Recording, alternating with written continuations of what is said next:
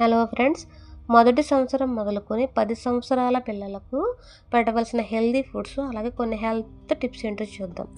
పాలు, పెరుగు, పన్నీర్ వీటిలో ఇవి చాలా బలంగా ఎముకలకు, పళ్ళకు ఉపయోగపడతాయి. అలాగే యాపిల్, బనానా, పపాయ, జామ, ద్రాక్ష, ఆరెంజ్ వీటిలో విటమిన్ సి ఉంటాయి, ఫైబర్ని అందిస్తాయి. ఇంకా క్యారెట్, బీట్రూట్, పాలకూర, పప్పాయి వీటిలో ఇవి ఇమ్యూనిటీని పెంచుతాయి, అలాగే బ్లడ్ని కూడా చాలా ఎక్కువగా పెంచుతాయి.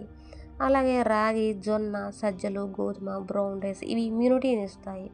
ఇంకా ప్రోటీన్ ఫుడ్స్లో ఎగ్స్, పప్పులు, శనగలు, చికెన్, ఫిష్ ఇవి తక్కువ పరిమాణంలో పెట్టాలి, ఎందుకంటే డైజెషన్ అనేది చాలా స్లోగా ఉంటుంది కిడ్స్లో.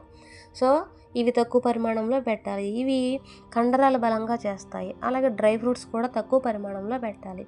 బాదం, కాజు, వాల్నట్ ఇవి మెదడుకి చాలా మంచిది. అలాగే లిక్విడ్స్లో రోజుకు సరిపడా నీరు, అలాగే లెమన్ వాటర్, ఇంకా కొబ్బరి నీరు కూడా చాలా మంచిది. అలాగే ప్రతిరోజు 3 సార్లు సరైన పద్ధతిలో భోజనం అనేది పెట్టడం మంచి అలవాటు.